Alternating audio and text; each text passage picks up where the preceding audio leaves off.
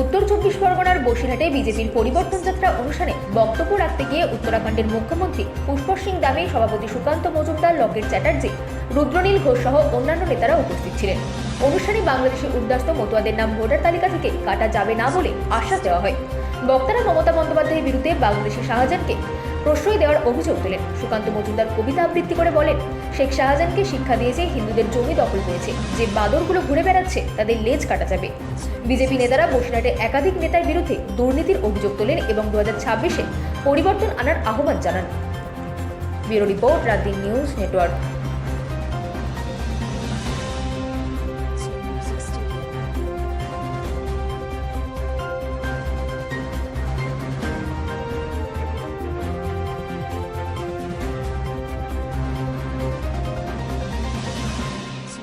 Studio.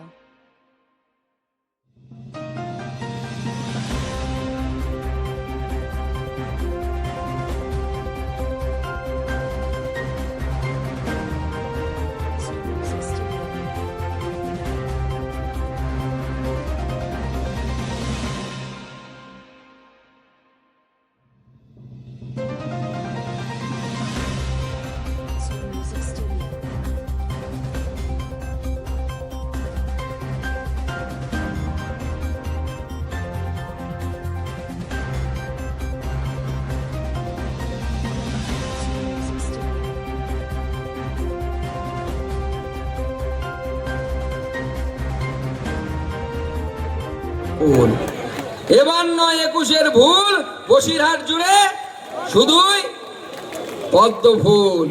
এই slogan নিয়ে আমাদের সামনের দিকে এগিয়ে যেতে হবে। এই মমতা বন্দ্যোপাধ্যায় 2011 সালে ক্ষমতায় আসার পর পশ্চিমবঙ্গের 36,000 গ্রামের মধ্যে 9,000 গ্রামকে উনি হিন্দু শূন্য করে দিয়েছে। এই দক্ষিণ 24 পরগনা আপনাদের পাশের জেলা, তার সকল মোল্লা আমাদের এখানকার এই জেলার শেখ শাহজাহান, যিনি মুখ্যমন্ত্রীর কোলে তোলেন, যিনি মহিলাদের ইজ্জত নেওয়ার কাজ করেছেন, সম্ভ্রমকে নষ্ট করেছেন, মুখ্যমন্ত্রী মমতা বন্দ্যোপাধ্যায়ের আশীর্বাদে ভেবেছেন যা ইচ্ছে তাই করব, বেঁচে যাব। বাবা বাঁচবে না। এই নরেন্দ্র মোদীর সরকার আছে, নরেন্দ্র মোদী ছেড়ে দেওয়ার কথা না, কান ধরে তুলে নিয়ে যাওয়ার ব্যবস্থা নরেন্দ্র মোদীর সরকার করেছে। আগামী দিনে এদের উপযুক্ত শিক্ষা দেওয়ার ব্যবস্থা নরেন্দ্র মোদীর সরকার করবে। আপনাদের এই শেখ শাহজাহান সন্দেশখালী, জেলেখালী, দুর্গা মণ্ডপ, সন্দেশখালী 1 ব্লকের নেজার থেকে শুরু করে হাতগাছি থেকে শুরু করে অনেকগুলো গ্রামকে হিন্দুদের সম্পত্তি দখল করে নিয়েছে। সন্দেশখালী হিঙ্গলগঞ্জে 142 বিঘে জমি, সেই জমি এই রাক্ষস সে নিজে দখল করেছে হিন্দুদের কাছ থেকে এই জমি নিয়ে। তাই মুখ্যমন্ত্রীর এই আদরের ভাই এখন বাদর হয়ে সিবিআই এর কাছে জমা পড়েছে। আরো যত এরকম বাদর আছে, সব তৃণমূলের বাদরের লেজ কাটার ব্যবস্থা বিজেপি করবে, আমরা করব, আমরা ছাড়বো না।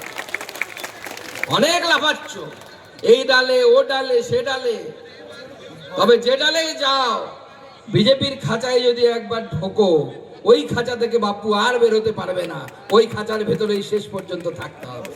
সেটা বলছি, বেশি লাফিও না।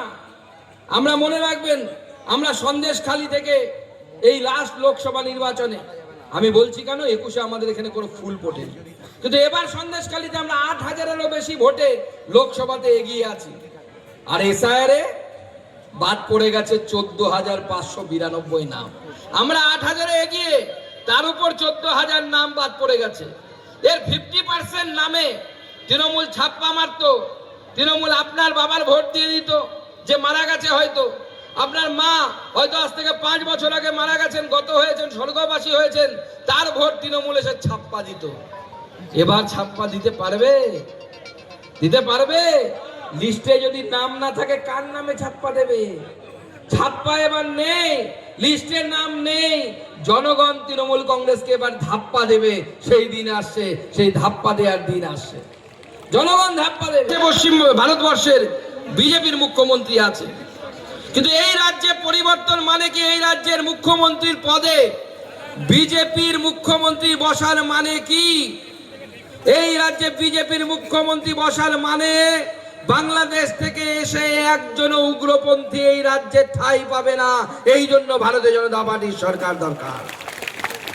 এই জন্য ভারতীয় জনতা পার্টির সরকার দরকার। আমাদের পুষ্কর সিং ধামি আছেন, উনি ওনার রাজ্যে ধরে ধরে হিসেব করে খুঁজে বের করছেন যে বাংলাদেশ থেকে এসে কারা অনুপ্রবেশকারীরা, যাদের আসার কথা নয়, যারা উদ্বাস্তু নয়, যারা রোহিঙ্গা, তারা এসে এখানে থাকতে লেগেছে উত্তরাখণ্ডে।